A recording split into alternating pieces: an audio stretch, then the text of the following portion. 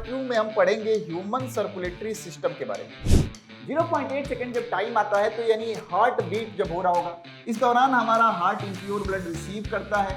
Impure blood receive करने के साथ साथ इम्प्योर ब्लड को पंप भी करता है, फिर यहाँ से प्योर ब्लड भी रिसीव करता है, प्योर ब्लड को पंप भी करता है। ये इवेंट हो रहे हैं and the sequence of event which takes place during one heartbeat is known as cardiac cycle। इस तरह रीनल पोर्टल सिस्टम भी सुनिएगा, इस तरह हाइपोफाइशियल पोर्टल सिस्टम भी सुनिएगा। ये तमाम तरह के सर्कुलेशन हमारे यहाँ पाए जाते हैं according to the involvement of organ. A special neural center in the medulla oblongata can moderate the cardiac function through the autonomic nervous system in the emergency condition। याद रहे इसका डिफरेंस जब काउंट करना जान जाएंगे। सिग्निफिकेंस हमारे pulse pressure का ही होता है कि पल्स प्रेशर बढ़ा है तो हम बोलेंगे पेशेंट हाइपरटेंसिव है, पल्स प्रेशर कम है तो हम बोलेंगे हाइपोटेंसिव। अरेस्ट मतलब होता है हार्ट की एक्टिविटी ही रुक जाना, दैट इज कार्डियक अरेस्ट। यहाँ पे कम ब्लड पंप हो रहा है, दोनों में डिफरेंस समझिएगा। हेलो रॉक स्टार्स, तो स्वागत है आपका infinity learn by Shri Chaitanya. और इस सेशन में हम डिस्कस करेंगे सर्कुलेटरी सिस्टम के पार्ट 2 के बारे में। और पार्ट 2 में बचा हुआ क्या था, तो पार्ट 2 में हम पढ़ेंगे ह्यूमन सर्कुलेटरी सिस्टम के बारे में। किसके बारे में पढ़ेंगे? ह्यूमन सर्कुलेटरी सिस्टम के बारे में। थोड़ा जान लेते हैं कि ह्यूमन सर्कुलेटरी सिस्टम है क्या। तो ह्यूमन सर्कुलेटरी सिस्टम को जब हम देखेंगे, ह्यूमन सर्कुलेटरी सिस्टम, तो सर्कुलेटरी सिस्टम तो इंश्योर करता है हमारे यहां डिलीवरी को, खास करके न्यूट्रिएंट के और वेस्ट मटेरियल के। न्यूट्रिएंट को हम सेल्स तक पहुंचाते हैं और सेल्स में प्रोड्यूस होने वाले मेटाबॉलिक वेस्ट मटेरियल को हम कहां पहुंचाते हैं? हम पहुंचाते हैं अपने यहां शरीर से बाहर। तो हमारे यहां ह्यूमन सर्कुलेटरी सिस्टम में देखेंगे तो हमारे यहां हार्ट होता है और ब्लड वेसल्स होती हैं। ब्लड वेसल्स होती हैं।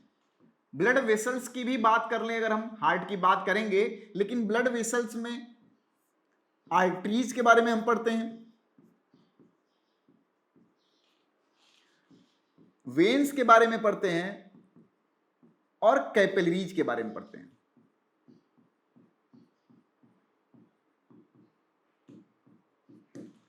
आर्टरी क्या करती है? थोड़ा मोटा मोटी आइडिया ले लें। आर्टरी हमारे यहां ब्लड को हार्ट से दूर ले जाती है। Artery carries blood away from the heart. This is perfect line for artery. हम बोलते भी हैं कि हमारे यहां आर्टरी ऑक्सीजनेटेड ब्लड कैरी करती है एक्सेप्ट पल्मोनरी आर्टरी। वेन के बारे में अगर हम बोले तो हम बोलते हैं when D oxygenated blood carry करता है, लेकिन परफेक्ट अगर हम दें तो हम बोलेंगे when carries blood towards the heart. फिर यही आर्टरी और वेन कैपिलरी बनाती हैं इंश्योर करने के लिए कि सेल टू सेल सप्लाई हो सके ब्लड का, सेल टू सेल सप्लाई हो सके। और हमारे यहाँ सर्कुलेटरी सिस्टम में देखेंगे तो ब्लड वेसल्स के साथ साथ हमारे यहाँ हार्ट भी पाया जाता है। तो यही हम डिस्कस करने वाले हैं अपने ह्यूमन सर्कुलेटरी सिस्टम के बारे में। सिस्टम जब भी हम बोलते हैं तो सिस्टम अकेले से नहीं बनता है, सिस्टम के लिए मोर देन वन की रिक्वायरमेंट होती है। तो हमारे यहाँ हार्ट के बारे में पढ़ेंगे हम लोग, और ब्लड वेसल्स के बारे में मोटा मोटी आइडिया हमने आपको दे दिया कि ब्लड वेसल्स क्या है, ब्लड वेसल कौन कौन सी किस तरह की होंगी, उनका फंक्शन क्या होगा। आर्टरी चूंकि हार्ट से ब्लड को दूर ले जाती है, चूंकि हार्ट हमारा ब्लड को पंप करता है, तो प्रेशर वाला ब्लड हमारे यहाँ आर्टरी में फ्लो होता है। इसीलिए आर्टरी की दीवार जो होती है वो क्या होती है? मोटी होती है, और ल्यूमेन जो होता है वो पतला होता है। वहीं अगर हम वेन की बात कर लें तो ये कैरी करती है ब्लड टुवर्ड्स द हार्ट, यानी इसमें कोई ब्लड पंप करने वाला नहीं है, ऑर्गन से हमारे ब्लड हमारे हार्ट तक पहुंचाया जाता है। इसलिए हम बोलते हैं कि इनकी दीवार जो होती है पतली होती है। और इनके पास एक और चीज है, हार्ट वेन्स में हमारे यहाँ वॉल्व पाई जाती है just to prevent the back flow of blood. Capillary thin होती हैं, ठीक है। ये सब बातें हम पढ़ चुके हैं। फिर हम पढ़ेंगे ह्यूमन हार्ट के बारे में। तो सबसे पहले जिक्र करेंगे अपने हार्ट के बारे में। हार्ट के बारे में हम कुछ बातें पहले बेसिक जान लें कि हमारा हार्ट है कैसे, कहां पाया जाता है। तो अगर अपने हार्ट को देखें तो हमारा जो लेफ्ट लंग्स होता है वो एकोमोडेट करता है पोजीशन किसके लिए? हार्ट के लिए। इसीलिए लेफ्ट लंग हमारा साइज में थोड़ा छोटा होता है।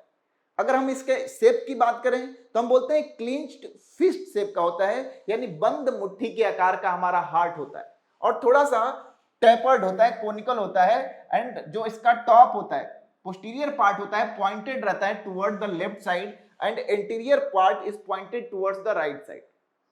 एक क्लिंच्ड फिस्ट शेप का होता है, क्लिंच्ड बंद मुट्ठी क्या कार्य करता है?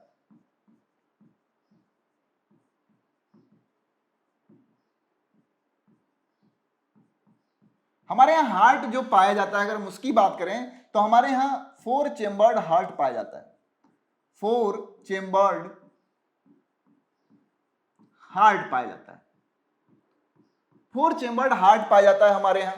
हमारे यहाँ हार्ट की और भी खासियत है, अगर मोटा मोटी अगर आपसे बताना चाहें तो आपको पता होगा कि हमारे हार्ट के जो 4 चेम्बर, एक डायग्राम हम बना के आपको जताएं बहुत प्यार से, तो हम डायग्राम कुछ ऐसा बनाते हैं, हम बताना चाहते हैं कि आपसे पॉइंटेड होता है टुवर्ड्स द लेफ्ट साइड। तो हमारे हार्ट के जो 4 चेम्बर होते हैं उसमें भी 4 चेम्बर यानी 2 चेम्बर हमारे यहाँ हार्ट के इंटरवेंट्रिकुलर सेप्टम, ये सेप्टम जो होता है वो डिवाइड करता है। और हम बोलते हैं कि जो एट्रिया और वेंट्रिकल जिसे हम बोल रहे हैं वो एट्रियोवेंट्रिकुलर सेप्टम से डिवाइड होता है। तो हमारे यहाँ ये राइट एट्रिया होती है, ये लेफ्ट एट्रिया होती है, राइट वेंट्रिकल होता है, ये लेफ्ट एट्रिया होती है और ये लेफ्ट वेंट्रिकल होता है। हम बोलते हैं इस तरह से कि हमारे यहाँ जो हार्ट है वहां 4 चेम्बर पाया जाता है और चारों चेम्बर में देखें तो 2 पार्ट राइट और लेफ्ट डिवाइडेड है सेप्टम के द्वारा।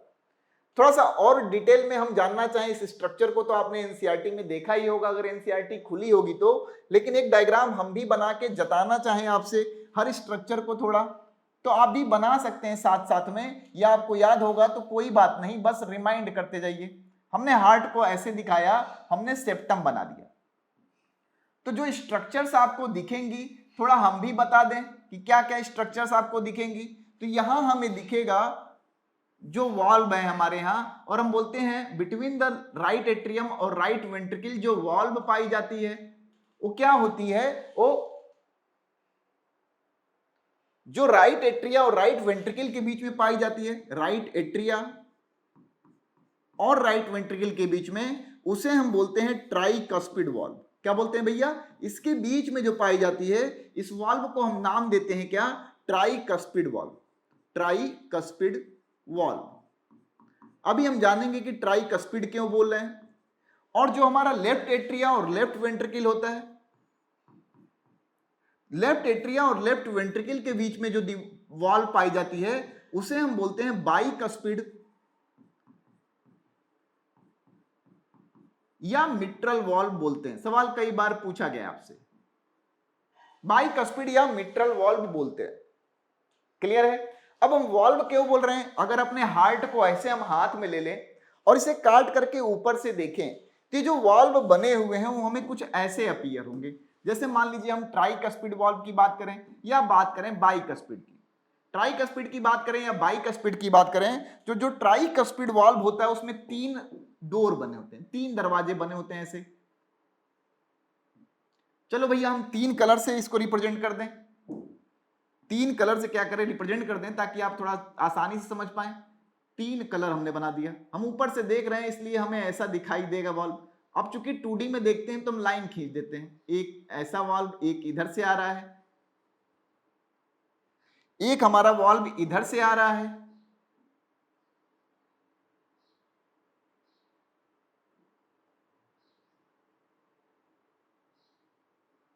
और एक हमारा वाल्व जो है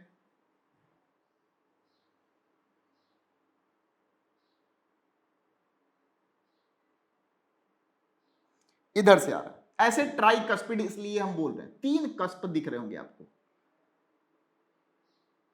3 कस्प दिख रहे हैं इसलिए हम इसे ट्राइकस्पिड बोल रहे हैं, ध्यान रहे। 3 कस्प दिख रहे हैं इसलिए हम इसे क्या बोल रहे हैं, ट्राइकस्पिड बोल रहे हैं। वही बाइकस्पिड अगर बोले तो 2 कस्प दिखाई देंगे हमें, बहुत सिंपल हो जाएगा हमारे लिए समझना कि 2 दरवाजे दिखाई देंगे, इसलिए भैया एक को बाइकस्पिड बोल रहे हैं और दूसरे को ट्राइकस्पिड बोल रहे हैं। अब आप सोच रहे होगे मन में कि भैया वाल्व में और स्फिंक्टर में डिफरेंस क्या होता है।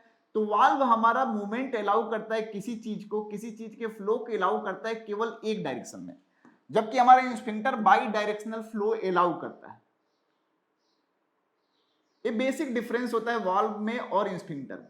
वाल्व में और स्फिंक्टर में क्या होता है, ये बेसिक डिफरेंस पाया जाता है कि हमारे यहाँ जो वाल्व होते हैं यूनिडायरेक्शनल मूवमेंट कराते हैं और जो हमारे यहाँ स्फिंक्टर होते हैं वो बाई डायरेक्शनल मूवमेंट करा लेते हैं। अब यही डायग्राम हम बनाते चलें, थोड़ा आगे बढ़ें तो अपने हार्ट में देखेंगे तो जो वेंट्रिकल्स होती हैं, वेंट्रिकल्स की दीवार पे मसल पाई जाती है। थोड़ा मसल्स को पतला कर लें ताकि हम बना सकें। वेंट्रिकल्स की दीवार पे ऐसी ऐसी प्रोजेक्शन वाली मसल्स पाई जाती है जिनमें ऐसी ऐसी प्रोजेक्शन निकला होता है। बेसिकली ये पैपिलरी मसल्स हैं और जो प्रोजेक्शन निकला होता है इनको हम नाम देते हैं, बोलते हैं कॉलम कॉर्नुई। क्या बोलते हैं भैया? कॉलम कॉर्नुई। हमारे यहाँ ऐसे मसल्स पे ऐसे दीवार बना होता है जो वेंट्रिकल में, और ध्यान रहे जो वेंट्रिकल्स की दीवार होती है वो मोटी होती है अगर हम कंपेयर करें अपने एट्रिया की दीवार से। अगर हम अपने एट्रिया की दीवार से कंपेयर करें तो वेंट्रिकल की दीवार जो होती है वो मोटी होती है। हम बोलते हैं कि हमारे यहाँ जो मसल्स हैं पैपिलरी, उसमें फिंगर लाइक प्रोजेक्शंस होता है और इन फिंगर लाइक प्रोजेक्शन को हम बोलते हैं कॉलम कॉर्नुई। बहुत ध्यान से समझिएगा। थोड़ा हम जता भी रहे हैं आपसे कि हमारे यहाँ जो मसल्स हैं ये पैपिलरी मसल हैं जिन्हें हम बोलते हैं क्या? कॉलम कॉर्नुई। ठीक है, कॉलम कॉर्नुई मसल बोलते हैं। और इसी कॉलम कॉर्नुई या पैपिलरी मसल से हमारे यहाँ क्या होता है, ऐसे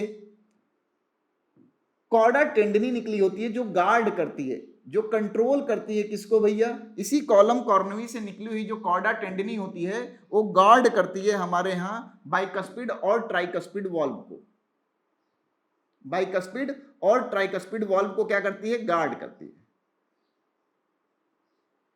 एक मोटा मोटी डायग्राम बना रहे हैं ताकि आपको सारी बातें मैं सिखा सकूं। ऐसे ऐसे हमने बना लिया क्योंकि डायग्राम के थ्रू हम मैक्सिमम समझ जाएंगे। तो इसे हम बोलते हैं क्या? कॉर्डा टेंडिनी। क्या नाम देते हैं भैया? कॉर्डा टेंडिनी। कई बार सवाल पूछा गया। ये है हमारा कॉर्डा टेंडिनी। कॉर्डा टेंडिनी है। राइट एट्रियम हो गया, राइट वेंट्रिकल हो गया, कॉर्डा टेंडिनी हो गई। अगर इसी हार्ट में हम देखेंगे तो कहीं ना कहीं हमारा सुपीरियर वेना केवा ऊपर से और इंफीरियर वेना केवा नीचे से आता होगा और डीऑक्सीजनेटेड शरीर के डिफरेंट हिस्सों से लेके आता होगा। इसे हमने नाम दे दिया एसवीसी। कुछ लोग इसे प्री कावल भी बोलते हैं। और इसे हमने नाम दे दिया आईवीसी यानी इंफीरियर वेना केवा या पोस्ट कावल भी बोलते हैं इसे। ठीक है, फिर हम देखते हैं कि हमारे जो राइट वेंट्रिकल है यहां से पल्मोनरी आर्टरी एराइज होती है। क्या एराइज होती है भैया? पल्मोनरी आर्टरी एराइज होती है जो ब्लड को पहुंचाती है कहां? हमारे लंग्स में पहुंचाती है। और खास करके कौन सा ब्लड? तो डीऑक्सीजनेटेड ब्लड को हमारे कहां पे पहुंचाती है? लंग्स में पहुंचाती है। फिर हम लेफ्ट वेंट्रिकल से देखेंगे तो एक मेन आर्टरी एराइज होती है जिसे हम नाम देते हैं एरोटा, जिसे हम बोलते हैं क्या? एओर्टा बोलते हैं। ऐसे क्या बोल रहे होते हैं भैया? एओर्टा बोल रहे होते हैं, हमारी एओर्टा। और ये क्या है? पल्मोनरी आर्टरी है। अब रिस्पेक्टिव नाम दे देते हैं हम कि भैया लेफ्ट है कि राइट है, जिस पार्ट में घुस रही है उसके हिसाब से नाम दे देते हैं। पल्मोनरी आर्टरी हो गई। फिर हम देखते हैं कि हमारे लंग से निकलने वाला पल्मोनरी वेन हमारे लेफ्ट वाले एट्रियम में आके खुलता है।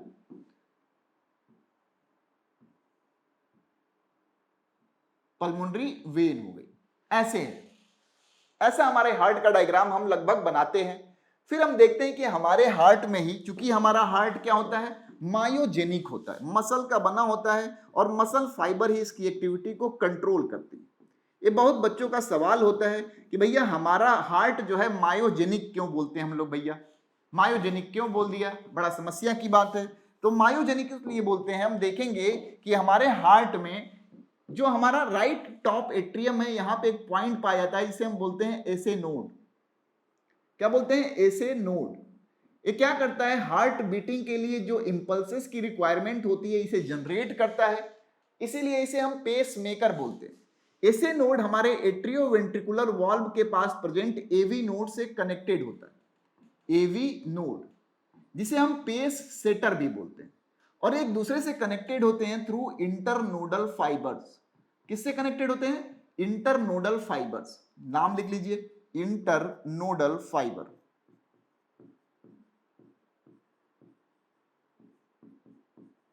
इंटरनोडल फाइबर से कनेक्टेड होते हैं। फिर एवी नोड से बंडल्स ऑफ मसल फाइबर चलती हैं, जिसे हम बोलते हैं क्या, बंडल ऑफ हिस बोलते हैं। क्या बोलते हैं भैया, बंडल ऑफ हिस,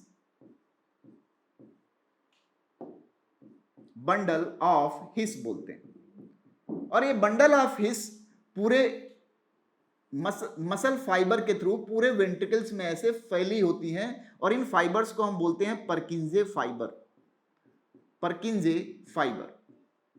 जैसा कि हमने बताया कि हमारे यहां जो होती है एसे नोड जो होती है वो नर्व इंपल्स को जनरेट करती है, और नर्व इंपल्स जब जनरेट होता है तो इंटरनोडल फाइबर के थ्रू होते हुए एवी नोड पे पहुंचता है, एवी नोड से होते हुए बंडल ऑफ हिस, और बंडल ऑफ हिस से परकिंजे फाइबर पहुंचता है।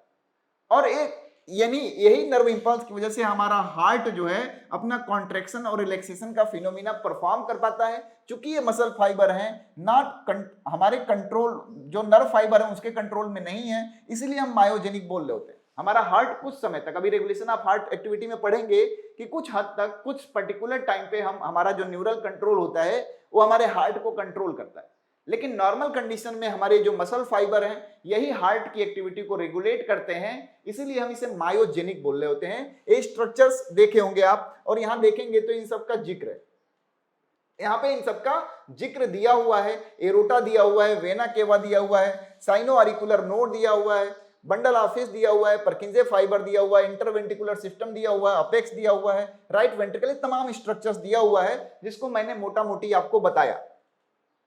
ठीक है, अगर हम बात करें अब तो हमारे हार्ट में है क्या, तो हमारा हार्ट करता क्या होगा, थोड़ा समझिए हमारा हार्ट करता क्या होगा। हम बोलते हैं कि हमारे हार्ट में 4 चेंबर पाया जाता है, बहुत ध्यान से समझिएगा। हमारे हार्ट में हम बोल रहे हैं कि 4 चेंबर पाया जाता है, और 4 चेंबर में बात करें तो जो राइट चेंबर, राइट में 2 चेंबर है, राइट एट्रियम, राइट वेंट्रिकल, जो सेपरेटेड है ट्राइकस्पिड वाल्व से, और left atrium, left ventricle separated है किससे, बाइकस्पिड और मिट्रल वाल्व से। हम बोलते हैं कि हमारा राइट पार्ट जो हार्ट होता है वो रिसीव करता है डीऑक्सीजनेटेड ब्लड, और पंप भी करता है डीऑक्सीजनेटेड ब्लड। किसके थ्रू पंप करता है, तो पल्मोनरी आर्टरी के थ्रू पंप करता है। पल्मोनरी आर्टरी के थ्रू जब पंप करता है, पल्मोनरी आर्टरी जाती है, रिस्पेक्टिव ब्रांचेज में क्या होती है, डिवाइड होती है। फिर हम बोलते हैं कि यही पल्मोनरी आर्टरी पहुंची जब हमारे यहां तो ऑक्सीजनेट हुआ ब्लड, और पल्मोनरी वेन के थ्रू हमारे यहां ब्लड कहां पहुंचा, लेफ्ट वाले हिस्से में पहुंचा, और इस ऑक्सीजनेटेड ब्लड को हमारे एओर्टा ने जब पंप किया तो इस एओर्टा से निकलने वाली वेरियस आर्टरीज के ब्रांच के थ्रू हमारे यहां पूरे शरीर में ब्लड गया। बहुत ध्यान से समझिएगा, यही तो हम बोल रहे हैं। हम ये भी बोलते हैं कि हमारा हार्ट 1 मिनट में, 1 मिनट में 72 टाइम्स बीट करता है। 1 मिनट में 72 टाइम बीट करता है, 72 बार बीटिंग होती है हमारे हार्ट की। कितने दिन मिनट में, 1 मिनट में, यानी 60 सेकेंड में 72 टाइम्स, यानी 1 सेकेंड में लें तो लगभग हम देखेंगे, यानी एक हार्ट बीट का टाइम ले, यानी 72 टाइम बीट कर रहा है 60 सेकेंड में, तो एक बीट में अगर हम टाइम निकालें तो क्या होगा, 60/72 हो जाएगा, जिसकी टाइम वैल्यू आती है लगभग 0.8 सेकेंड। क्या आती है भैया टाइम, 0.8 सेकेंड इसकी टाइम आती है। 0.8 सेकेंड जब टाइम आता है तो यानी हार्ट बीट जब हो रहा होगा, इस दौरान हमारा हार्ट इंप्योर ब्लड रिसीव करता है। इंप्योर ब्लड रिसीव करने के साथ साथ इंप्योर ब्लड को पंप भी करता है, फिर यहां से प्योर ब्लड भी रिसीव करता है, प्योर ब्लड को पंप भी करता है। ये इवेंट हो रहे होंगे, and the sequence of event which takes place during one heartbeat is known as cardiac cycle। इसी cardiac cycle का जिक्र करना है हमें कि cardiac cycle क्या होता है। तो sequence of event, sequence of events during one heartbeat, sequence of event during one heartbeat is known as cardiac cycle। ये सीक्वेंस ऑफ इवेंट जो हो रहा है एक हार्टबीट के दौरान, यही कंट्रीब्यूट करता है हमारे यहाँ, यही बनाता है हमारे यहाँ कार्डियक साइकिल को। तो यही हम जानना चाहते हैं कि हमारे अगर सीक्वेंस ऑफ इवेंट को देखें तो एक हार्टबीट के दौरान कौन कौन से सीक्वेंसेस होते हैं। अब हमने बताया कि एक हार्ट बीट का जो टाइम ड्यूरेशन होता है वो भैया 0.8 सेकेंड होता है। अब आपको समझाने के पर्पज से एक डायग्राम बना दें, थोड़ा समझिएगा। हमने एट्रिया को ऊपर की तरफ दिखाया तो ऊपर दिखा दिया, और वेंट्रिकल को नीचे की तरफ देखना है तो नीचे दिखा दिया। हम ऐसे देख रहे हैं हार्ट को अपने, चलो भैया दिखा देते हैं। हमने जब ऐसे दिखा दिया, चलो भैया मत जाओ तुम, ऐसे दिखा दिया। हमने क्या किया, इसी गोले को हर 8 पार्ट में डिवाइड कर दिया। 8 पार्ट में क्यों डिवाइड किया भैया? 8 पार्ट में डिवाइड करने का हमारा एक मजबूरी था, हम जताना चाहते थे कि हर हिस्सा जो है, हर पार्ट जो है, हर सीक्वेंस जो है वो 0.8 सेकेंड के बराबर।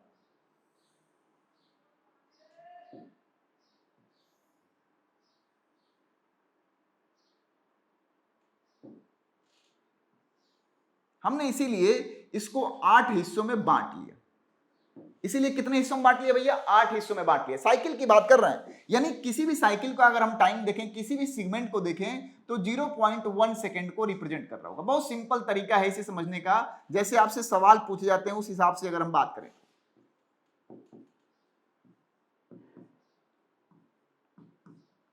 ऐसा हर पॉइंट को हमने बांट लिया। जो बाहर वाला गोला है हम बोल रहे हैं, इससे क्या रिप्रेजेंट कर रहे हैं हम? एट्रियम को। क्या रिप्रेजेंट कर रहे हैं? एट्रियम को। और जो अंदर वाला गोला है उस किससे रिप्रेजेंट कर रहे हैं? वेंट्रिकल को। वेंट्रिकल को। हमारे यहां 2 एट्रियम और 2 वेंट्रिकल हैं। तो हम देखते हैं कि हमारे यहां क्या होता है। अगर हम कार्डियक साइकिल या एक हार्ट बीट में होने वाले इवेंट को देखें तो हमारे यहां 0.8 सेकेंड का जो टाइम ड्यूरेशन है उसमें हमारा एट्रियम जो है, दोनों एट्रियम, एक की नहीं बात हो रही है, दोनों एट्रियम जो है 0.1 सेकेंड के लिए सिस्टोल में होते हैं। सिस्टोल का मतलब कॉन्ट्रैक्ट करते हैं। क्या करते हैं? कॉन्ट्रैक्ट करते हैं। अभी हम रीजन जानेंगे क्यों कॉन्ट्रैक्ट करते हैं। लेकिन बाकी के बचे हुए समय में रिलैक्स रहते हैं, चैन से ऐसे बैठे रहते हैं, ब्लड भर रहा होता है। 0.1 सेकेंड के लिए ब्लड को पंप करते हैं। फिर बात करें अगर वेंट्रिकल्स का, तो हमारे यहां वेंट्रिकल्स जो हैं वो 0.3 सेकेंड के लिए क्या करते हैं? कॉन्ट्रैक्ट करते हैं, यानी वेंट्रिकुलर सिस्टोल्स होता है। आपसे इससे रिलेटेड भी सवाल पूछा गया। इसी ग्राफ में देखेंगे तो इंफॉर्मेशन क्या क्या है। हमारे यहां एट्रिया, एट्रियम, एट्रियल सिस्टोल कितने देर के लिए होता है भैया? तो एट्रियल सिस्टोल हम बोलते हैं कि 0.1 सेकेंड के लिए हो रहा है। कितनी देर के लिए हो रहा है? 0.1 सेकेंड के लिए हमारे यहां एट्रिया सिस्टोल में जाती है, यानी एट्रिया हमारी कॉन्ट्रैक्ट करती है। फिर बचे हुए समय में क्या होता है? तो बचे हुए समय में भैया हमारे यहां एट्रिया डायस्टोल में रहती है, यानी रिलैक्स स्टेट में रहती है, और time period is 0.7 second. Maximum सवाल आपके यहीं से लग जाएंगे।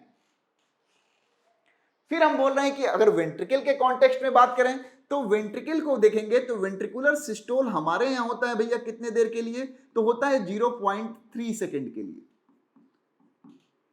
यानी बाकी के समय में वेंट्रिकल क्या करता है हमारा? तो बाकी के समय में वेंट्रिकल हमारा रेस्ट में रहता है। कितने समय के लिए भैया? तो 0.5 सेकेंड के लिए। अच्छा, कुछ समय ट्रांजिशन का ऐसा दिख रहा होगा जिसमें एट्रिया और वेंट्रिकल दोनों ना ही कॉन्ट्रैक्ट कर रही हैं ना ही रिलैक्स कर रही हैं, ना सॉरी कॉन्ट्रैक्ट नहीं कर रही हैं, दोनों रिलैक्स स्टेट में बैठी हुई हैं। इसी पीरियड को हम बोलते हैं ज्वाइंट डायस्टोल। अब इसका टाइम पीरियड आप इस गोले से याद कर लेंगे, एंड दैट इज 0.4 सेकेंड। यानी 0.4 सेकेंड के लिए हमारी एट्रिया एज वेल एज हमारा वेंट्रिकल दोनों क्या होते हैं? डायस्टोलिक कंडीशन में रहते हैं, रिलैक्स स्टेट में रहते हैं।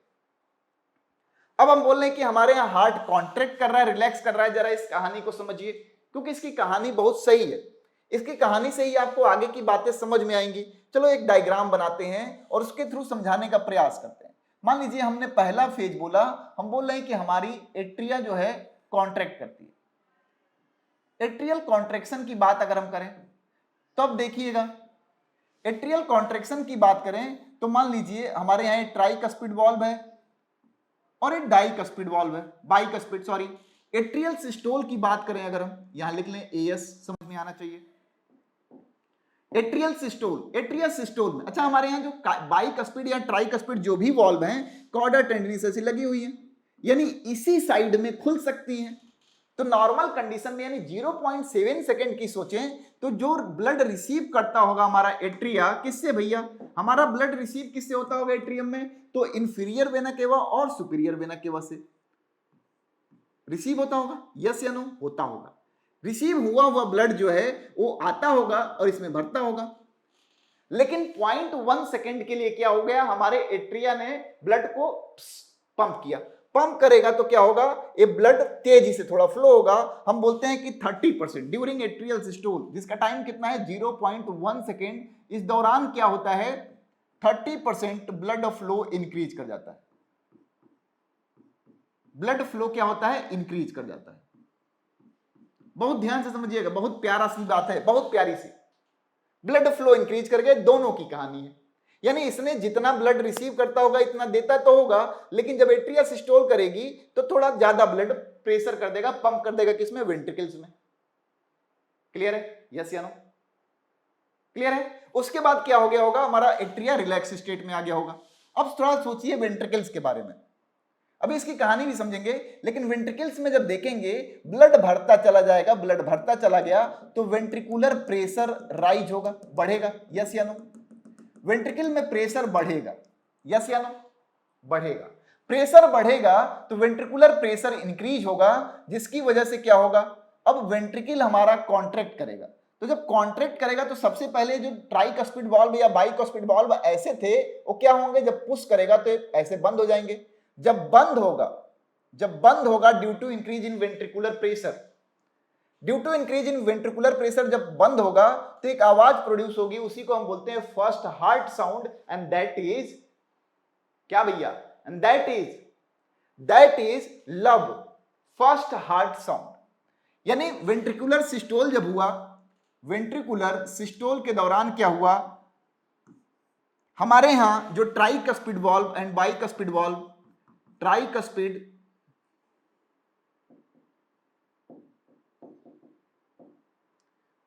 हम बोलते हैं क्या कि ventricular pressure increases,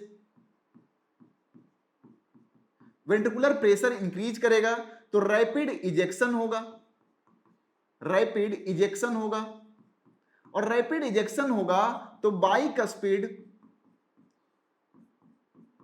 and tricuspid valve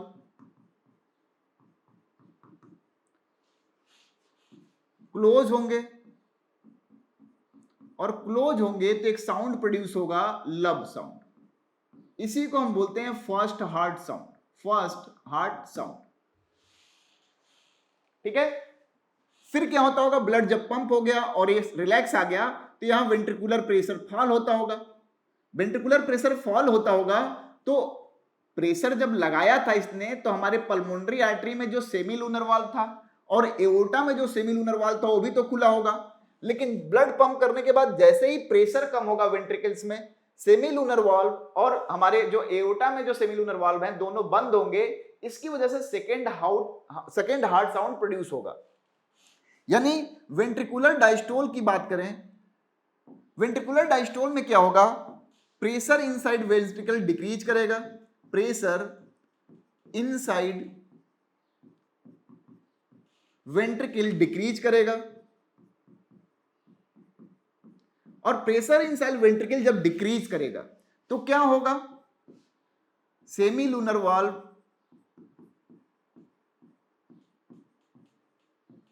close होगी, और सेमीलूनर वाल्व जब क्लोज होगी तो इसकी वजह से एक साउंड प्रोड्यूस होगा जिसे कहते हैं डब साउंड, और इसे बोलते हैं सेकेंड हार्ट साउंड। इतना ही आपके सिलेबस में है, वैसे तो फोर हार्ट साउंड होता है, लेकिन अभी हम लोग केवल एनसीईआरटी की बातें कर रहे हैं इसलिए यहीं तक रिलाई है। वेंट्रिकुलर डायस्टोल में होता होगा एट्रियल सिस्टोल, फिर वही कहानी स्टार्ट हो जाती होगी। अब ये इवेंट हुआ कैसे, जो डायस्टोल और सिस्टोल की हम बात कर रहे हैं, ये इवेंट हुआ कैसे जरा ये भी समझ लेते हैं। तो हमने बोला कि हमारे हार्ट में देखें तो हमारा हार्ट क्या होता है, मायोजेनिक होता है, चार जो चेंबर है इसमें हमारे यहाँ एट्रिया के अपेक्स पे देखेंगे अगर तो हम बोलते हैं क्या कि एट्रिया के अपेक्स पे हमारे यहाँ ऐसे नोड पाया जाता है जो हमारे यहाँ नर्व इंपल्स जनरेट करता है, ऐसे नोड है पेस मेकर। अब जो भी नर्व इंपल्स जनरेट करता है वो हमारे एवी नोड तक पहुंचता है, और जब एवी नोड तक पहुंच जाता है इंटरनोडल फाइबर के थ्रू, तो सिंपल सी बात है हमारी एट्रिया जो है डीपोलराइज होती होगी, और डीपोलराइज होती होगी यानी कॉन्ट्रैक्ट करती होगी। यानी यहां से यहां तक पहुंचने में जो टाइम लगता है आप सोच सकते हैं कितना लगता होगा, 0.1 सेकेंड। क्लियर? चलो, कॉन्ट्रैक्ट हो गया, डीपोलराइज हो गया। फिर हम बोल रहे हैं कि एवी नोड से बंडल ऑफिस, बंडल ऑफिस से परकिंजे फाइबर। और परकिंजे फाइबर इसलिए है कि इंश्योर कर सके कि वेंट्रिकल्स एक साथ कॉन्ट्रैक्ट करें, एक साथ कॉन्ट्रैक्ट करें। एक कंडक्शन पाथवे भी है, कंडक्शन पाथवे आपके यहां हेडिंग होगा, कंडक्शन पाथवे की बात कर लें कि हमारे हार्ट का कंडक्शन पाथवे क्या है, तो हमारे हार्ट का कंडक्शन पाथवे यही है कि हमारे यहां नर्व इंपल्स जनरेट होता है कहां भैया, एवी नोड में। कहां भैया, एवी नोड में। और एवी नोड से यही नर्व इंपल्स जाता है कहां, इंटरनोडल फाइबर के थ्रू, इंटरनोडल फाइबर के थ्रू पहुंचता है कहां पे भैया, ये पहुंचता है एवी नोड पे। एवी नोड से कहां जाता है भैया, तो एवी नोड से पहुंचता है हमारे यहां बंडल ऑफ हिस, और बंडल ऑफ हिस से पहुंचता है ये कहां पे भैया, ये पहुंचता है परकिंजे फाइबर। और जब परकिंजे फाइबर में पूरी तरह रन कर जाता है तो हम बोलते हैं वेंट्रिकल डीपोलराइज हो गया या वेंट्रिकुलर सिस्टोल में चला गया। ये हमारे यहाँ कंडक्शन पाथवे। जब इसी इलेक्ट्रिकल एक्टिविटी को या इसी नर्व इंपल्स जो रन हो रहा है इसी को हम ग्राफ पेपर पे ड्रॉ करते हैं। When we plot the electrical activity of heart on the graph paper, electrical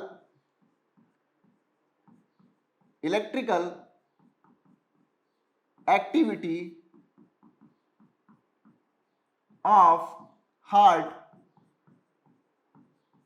on graph paper, जब हम ड्रॉ करते हैं इलेक्ट्रिकल एक्टिविटी ऑफ हार्ट को ग्राफ पेपर पे तो इसे हम बोलते हैं क्या, इलेक्ट्रोकार्डियोग्राफ बोलते हैं। जो डिवाइस इस्तेमाल करते हैं याद रहे, डिवाइस जो इस्तेमाल करते हैं यही इंपॉर्टेंट है, डिवाइस जो इस्तेमाल करते हैं दैट इज इलेक्ट्रोकार्डियोग्राफ, इलेक्ट्रोकार्डियोग्राफ। और जो कागज पे यानी जो ग्राफ मिलता है हमें कागज पे उसे हम बोलते हैं इलेक्ट्रोकार्डियोग्राम, इलेक्ट्रोकार्डियोग्राम। ये इलेक्ट्रिकल एक्टिविटी ऑफ हार्ट को दिखाता है कि कब कितना देर तक एट्रिया को सिस्टोल में रहना चाहिए, यानी पी जो दिख रहा होगा उसका टाइम जरूर 0.1 सेकेंड होगा, क्यूआरएस कॉम्प्लेक्स का टाइम 0.3 सेकेंड होगा, यही तो बोल रहा है। चलिए यही तो बात हो रही है कि अगर हम प्लॉट करें इलेक्ट्रिकल एक्टिविटी ऑफ हार्ट को ऑन द ग्राफ पेपर, अभी हम केवल एनसीईआरटी बेस्ड बात करेंगे, नहीं तो और भी स्टैंडर्ड बात कर लेते, लेकिन हम प्लॉट कर रहे हैं तो हमें ऐसी वेव मिल रही है।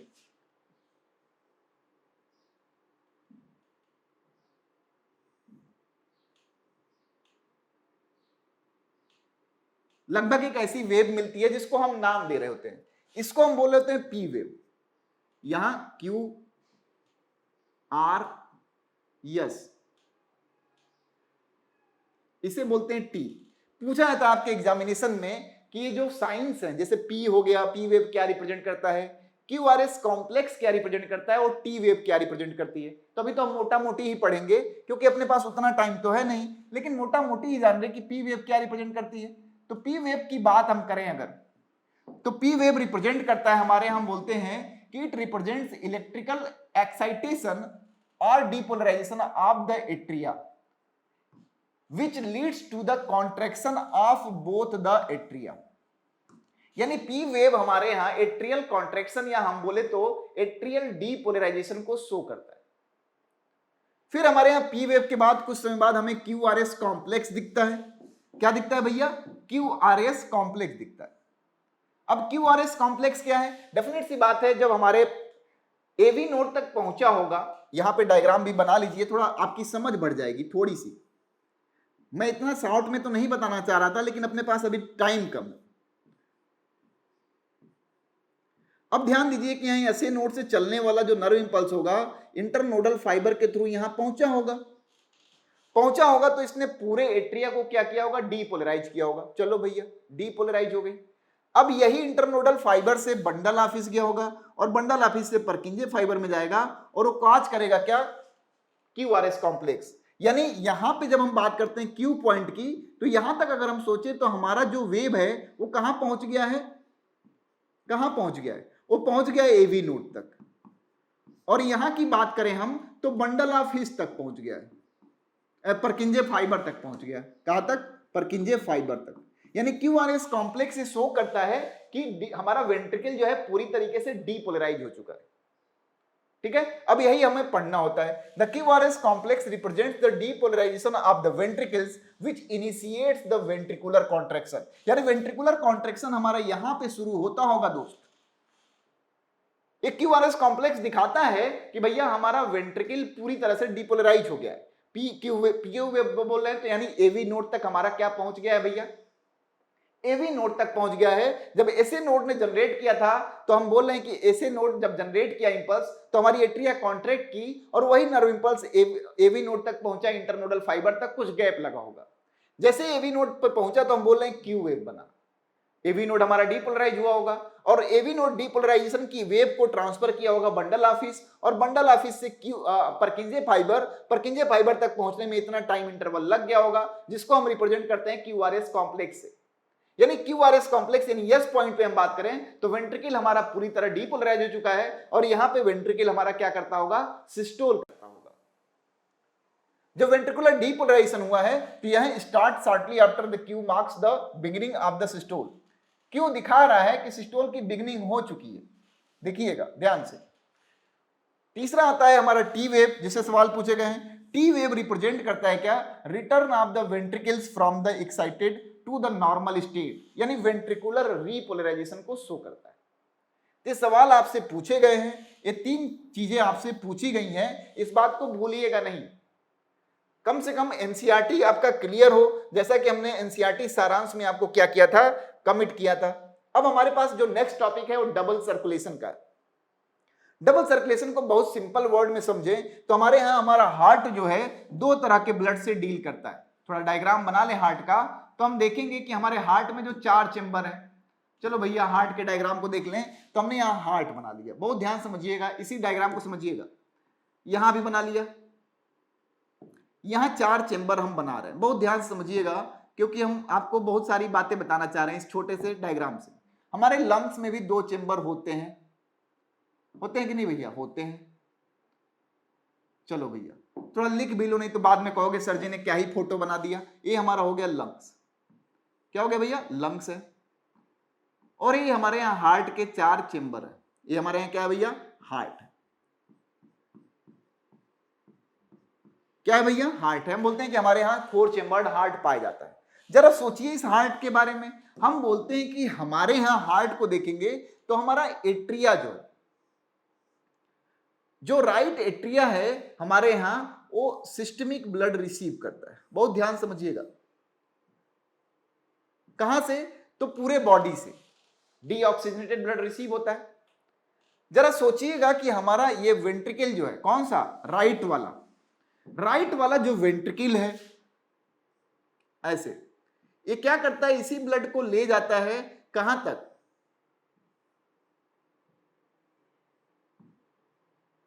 हमारे लंग्स तक। ध्यान दीजिएगा,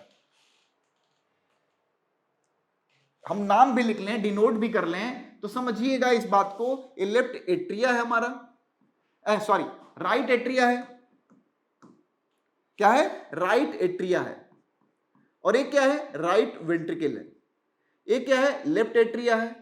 और ये क्या है, लेफ्ट वेंट्रिकल है। बहुत ध्यान से समझिएगा। चलिए भैया, अब हमारा डीऑक्सीजनेटेड ब्लड लंग्स में पहुंचा होगा और यहां से ऑक्सीजनेट हुआ होगा। ऑक्सीजनेट होने के बाद ये ऑक्सीजनेटेड ब्लड हमारे यहां लंग्स से लाया गया होगा कहां, लेफ्ट एट्रिया में। और फिर हम देखते हैं कि लेफ्ट वेंट्रिकल जब ब्लड पंप करता है तो एओर्टा के थ्रू यही ब्लड हमारे पूरे शरीर में पहुंचाया जाता है। बहुत ध्यान से समझिएगा, यही तो बात हम कर रहे हैं, यही बात कर रहे हैं। तो इस सर्कुलेशन को हम 2 हिस्सों में बांट लेते हैं। इसी डायग्राम को चलो यहां डायग्राम बना लें मोटा मोटी जल्दी जल्दी। ये हमारा लंग्स था, 2 चेंबर था, ये हमारा हार्ट है, 4 चेंबर है। बहुत ध्यान समझिएगा।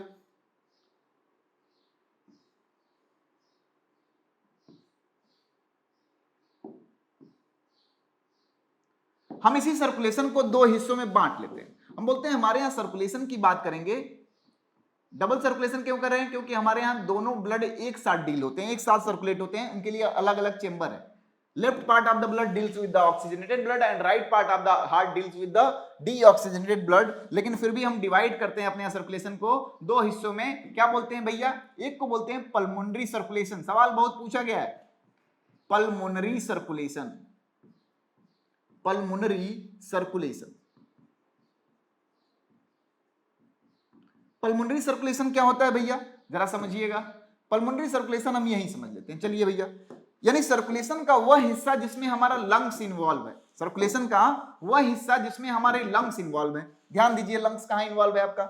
हम बोल रहे हैं कि हमारे चेंबर जरूर लिख लीजिए, ए राइट एट्रियम, ए राइट वेंट्रिकल, ए लेफ्ट एट्रियम, ए लेफ्ट वेंट्रिकल।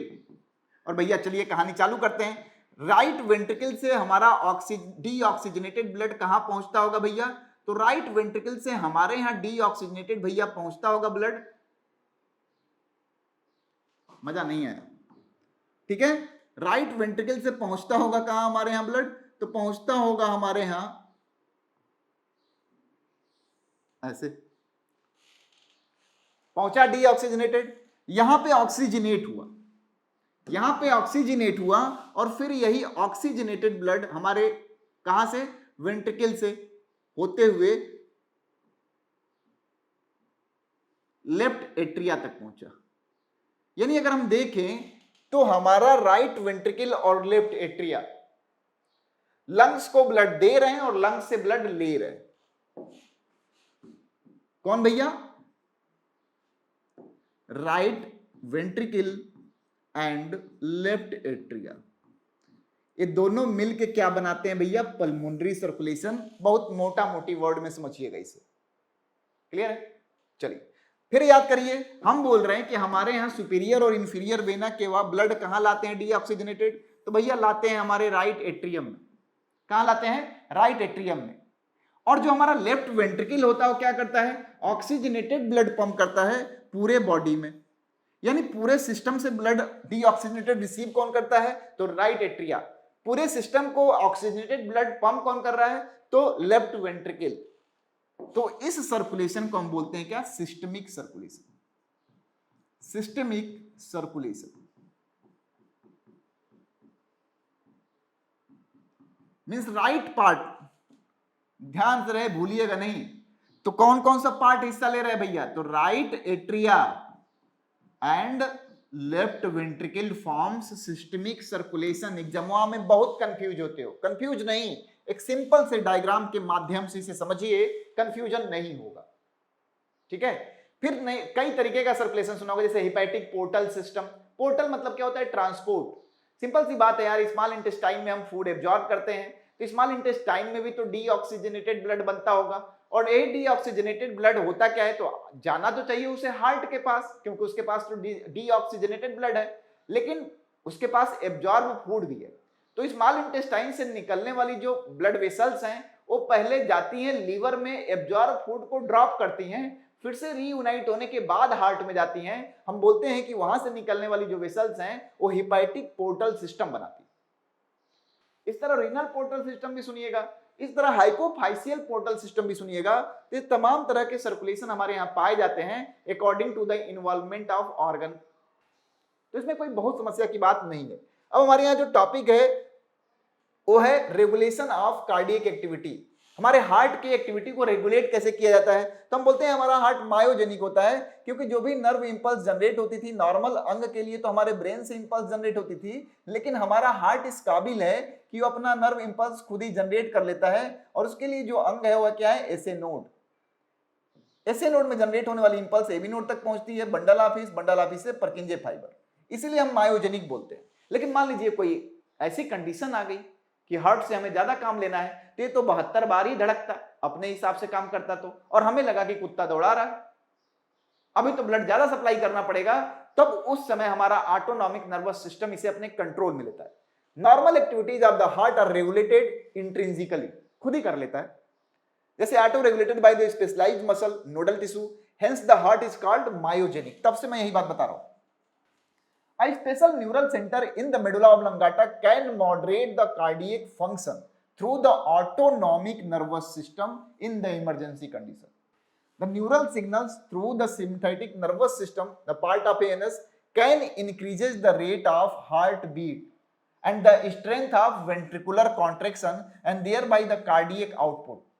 Simple सी बात। चलिए, on the other hand, parasympathetic neural signals, another components of ANS, decreases the rate of heartbeat, speed of conduction of action potential, यानी जो emergency condition में जो बड़ी थी उसी को डाउनफॉल कराता है हमारा पैरासिम्पैथेटिक नर्वस सिस्टम। यानी नॉर्मल कंडीशन में तो हमारा हार्ट जो है इंट्रिंसिकली ही कंट्रोल होता है, अंदर से ही कंट्रोल होता है, लेकिन एबनॉर्मल इमरजेंसी कंडीशन आने पे हमारा जो एएनएस है, जिसका सेंटर मेडुला ऑब्लोंगाटा में होता है, वो हमारे हार्ट की एक्टिविटी को कंट्रोल करता है। यही हमारे यहाँ कार्डियक एक्टिविटी का कंट्रोल है। अब एक टर्म आया है कार्डियक आउटपुट, इसको हम कार्डियक साइकिल में ही समझाना चाहते थे, लेकिन वहां याद नहीं आया। अब हम बात करते हैं, कुछ टर्म्स दिए गए जैसे कार्डियक आउटपुट। जैसे आपको पता होगा, पहला है term stroke volume. Stroke volume, the amount, stroke volume क्या होता है? The amount of blood, amount of blood pumped in a beat by each ventricle। एक वेंट्रिकल की बात हुई, ईच वेंट्रिकल, खास करके हम लेफ्ट वेंट्रिकल की बात करते हैं कि अगर एक हार्ट बीट हो तो हमारा वेंट्रिकल कितना ब्लड पंप करता है, उसी अमाउंट को हम स्ट्रोक वॉल्यूम बोलते हैं, दैट इज 70 ml। वैसे तो हमारे वेंट्रिकल्स में 120 ml ब्लड होता है, लेकिन 70 ml ब्लड पंप कर देती हैं, यानी इन डायस्टोलिक वॉल्यूम कितना होता है? 50 ml। इस 70 ml ब्लड पंप होता है एक हार्ट बीट में, तो अगर हम देखें तो 1 मिनट में कितना ब्लड पंप होता होगा? 1 मिनट में, तो 1 मिनट में 70 ml ब्लड एक बार में, 1 मिनट में धड़कता दिल कितनी बार है? 72 बार। तो हम अप्रॉक्सीमेट एक वैल्यू लेते हैं कि 5 लीटर ब्लड पंप होता होगा, और इसी 5 लीटर ब्लड को हम बोलते हैं क्या? Cardiac output. Cardiac output, simple सी बात है। कार्डियक आउटपुट किस कंडीशन में बढ़ सकता है? If the amount of blood pump in stroke volume बढ़ा के बढ़ सकता है कार्डियक आउटपुट, या तो हार्ट बीट बढ़ा दिया जाए तब कार्डियक आउटपुट बढ़ जाएगा। तो सिंपैथेटिक नर्वस सिस्टम क्या करता था? हार्ट बीट बढ़ाता था और उसकी वजह से कार्डियक आउटपुट बढ़ जाता था। अब कुछ डिजीजेस दी गई हैं लास्ट में, मोटा मोटी समझ लेंगे इसके बारे में कि हार्ट में कुछ डिजीज दी गई हैं, disorders of the circulatory system. तो एक तो ब्लड प्रेशर दिया, हाइपरटेंशन, हाइपोटेंशन। हमारे यहाँ जब भी हम बीपी मेजर करते हैं तो बीपी मेजर करने के दो system, systolic and diastolic. Systolic and diastolic blood pressure हम बोलते हैं। सिस्टोलिक मतलब जब ब्लड, हार्ट ब्लड को पंप करता है तो systolic blood pressure, and that is 120 mmHg pressure लेते हैं नॉर्मल। और डायस्टोलिक में जब हार्ट रिलैक्स स्टेट में रहता है उस दौरान 80 mmHg प्रेशर होता है ब्लड का। The pressure exerted by blood on the wall of blood vessels is known as blood pressure. तो सिस्टोल के दौरान 120 mmHg होता है और डायस्टोल के दौरान 80 mmHg होता है। And the pressure difference between systole and diastole, systole और डायस्टोल के बीच का जो प्रेशर डिफरेंस है, इसे हम बोलते हैं क्या? Pulse pressure. पल्स प्रेशर बहुत ध्यान से समझिएगा, इससे रिलेटेड बहुत सवाल पूछे गए। इसको क्या बोलते हैं? Pulse pressure. और नॉर्मल कंडीशन में पल्स प्रेशर हमारा कितना होना चाहिए भैया? 40 mmHg, 40 mmHg होना चाहिए। अगर इस पल्स प्रेशर में कोई चेंज हो रहा है, पल्स प्रेशर इंक्रीज कर रहा है, means the difference between systolic and diastolic blood pressure if increasing, then we will say that the patient is hypertensive। अगर पल्स प्रेशर 40 mmHg से कम हो रहा है तो हम बोलेंगे हाइपोटेंसिव, क्योंकि कई बार आपको ऐसे सवाल दिखते हैं जिसमें पूछा जाता है हायर लिमिट देके कि हाई ब्लड प्रेशर किस कंडीशन में होगा, तो आप तो 120-80 रटे रहेंगे। भैया इसके डिफरेंस का सबसे ज्यादा मायने होता है, इसके डिफरेंस का सबसे ज्यादा काउंट होता है। डॉक्टर यही देखता है कि डिफरेंस कितना है। और उसके हिसाब से डिसाइड करता है कि हाई ब्लड प्रेशर है कि लो ब्लड प्रेशर है। ठीक है, ये बात जरूर ध्यान रखना। Hypertension is the term of blood pressure that is higher than normal 120/80। In this measurement 120 mmHg is the systolic and the 80 mmHg diastolic are resting pressure. If repeated checks of blood pressure of an individual is 140/90, देखिएगा pulse pressure यहाँ कितना है भैया, 50 हो गया है, तब हम हाइपरटेंसिव बोल रहे हैं। तो याद रहे इसका डिफरेंस जब काउंट करना जान जाएंगे। सिग्निफिकेंस हमारे पल्स प्रेशर का यही होता है कि पल्स प्रेशर बढ़ा है तो हम बोलेंगे पेशेंट हाइपरटेंसिव है, पल्स प्रेशर कम है तो हम बोलेंगे हाइपोटेंसिव है। फिर जो डिजीज दी हुई कोरोनरी आर्टरी डिजीज, पहले तो हम जानेंगे कोरोनरी आर्टरी होती क्या है। कोरोनरी आर्टरी वो आर्टरी है जो हमारे हार्ट को सप्लाई करती है। जब एओर्टा निकलती है तो एओर्टा से एक ब्रांच निकलती है कोरोनरी आर्टरी की जो हमारे पूरे हार्ट को ब्लड सप्लाई करती है। और any blockage in the coronary artery may leads to the coronary artery disease. अपने पास टाइम कम है, नहीं तो बहुत बेहतर तरीके से पढ़ते थे। Coronary artery disease often referred to as the atherosclerosis. मान लीजिए कि क्या है, कोई आर्टरी है जो क्या कर रही है, हार्ट को ब्लड पंप कर रही है, तो मान लीजिए कभी कभी आर्टरी में एथिरोस का फॉर्मेशन हो जाता है। एथिरोस का फॉर्मेशन हो जाता है और एथिरोस के फॉर्मेशन की वजह से आर्टरी की ल्यूमेन जो है वो पतली हो जाती है। और जब पतली हो जाती है तो डेफिनेट सी बात है जिस भी पार्ट को ब्लड सप्लाई करती होगी हार्ट के, उस पार्ट को ब्लड कम मिलेगा। इसको हम बलून एंजियोग्राफी से सही भी करते हैं, बलून एंजियोप्लास्टी से सही भी करते हैं, संट लगा के, तमाम चीजें हैं। तो यही कोरोनरी आर्टरी डिजीज होता है। कभी कभी परमानेंट ब्लॉकेज हो जाता है, जिसको हम दो कंडीशन में रखते हैं कोरोनरी आर्टरी को, मायोकार्डियल इस्कीमिया एंड इन्फ्रैक्शन। अगर लोकेलाइज्ड ब्लॉकेज है, किसी ऐसे छोटे पार्ट में ब्लॉकेज है जिससे कि कोई छोटा पार्ट अफेक्टेड हो रहा है, तो हम बोलते हैं इस्कीमिया हो गया। लेकिन अगर क्या हुआ लार्ज पार्ट में या कंप्लीट ब्लॉकेज हो जाए तो हम बोलते हैं क्या, इन्फ्रैक्शन हो गया। दूसरा एंजाइना। एंजाइना क्या है? एंजाइना एक सिम्टम ऑफ डिजीज है। जैसे मान लीजिए कि हमारे हार्ट में कोई प्रॉब्लम होगी, किसी भी अंग में प्रॉब्लम होती है तो वहां अलार्मिंग कंडीशन क्रिएट होता है। तो एंजाइना में क्या होता है, एंजाइना पेक्टोरिस कहते हैं, the symptom of acute chest pain. ये एक्यूट चेस्ट पेन का सिम्टम किसी कंडीशन में, कोरोनरी आर्टरी डिजीज के कंडीशन में अपीयर हो सकता है। Angina can occurs in men and women of any age, but it is more common among the middle age and elderly age. It occurs due to the conditions that affect the blood flow.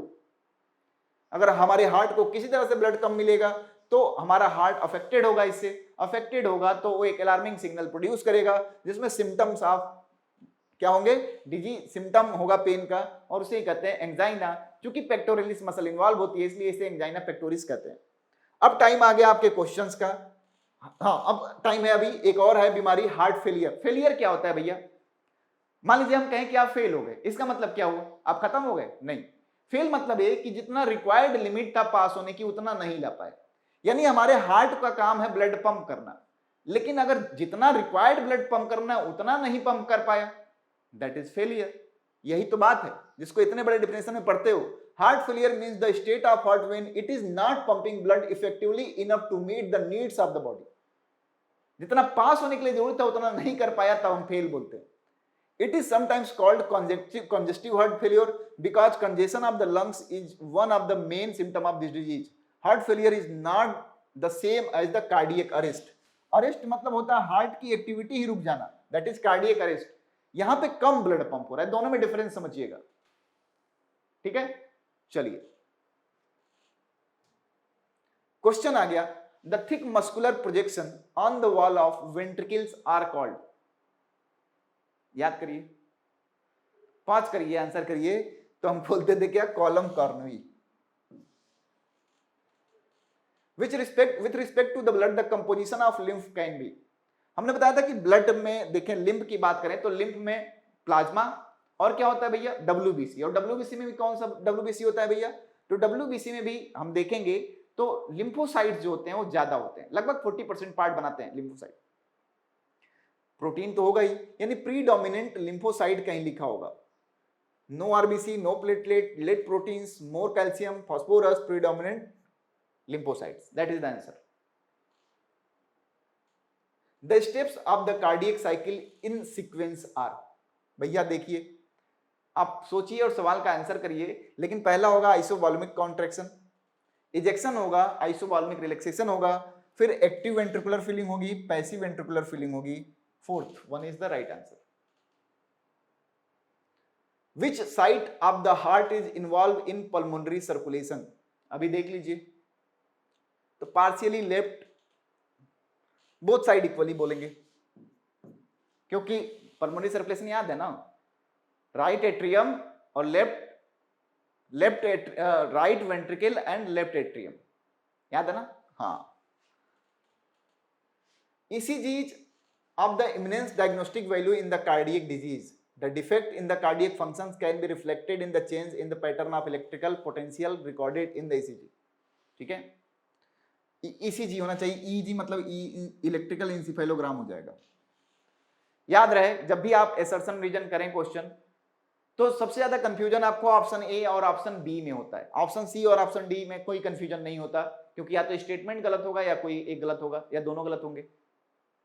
Option A B में क्या है कि चलो दोनों बात सही तो लग रही है यार, लेकिन क्या सही एक्सप्लेन कर रहा है, कैसे जानेंगे?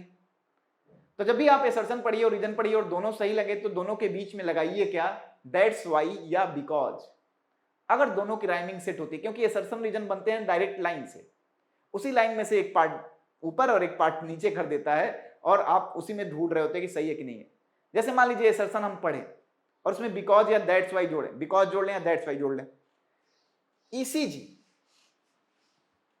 ECG है, ECG electrocardiogram is immense diagnostic value in the cardiac disease. Simple सी बात है, हम इलेक्ट्रिकल एक्टिविटी देख रहे हैं तो कार्डियक डिजीज कोई होगी तो हम इससे वैल्यूएट कर सकते हैं, सही बात है। और रखिए because defects in the cardiac function can be reflected in change in the pattern of electrical potential recorded in the ECG। सही आ रहा है कि नहीं रहने, लाइन सही लग रही है ना, सही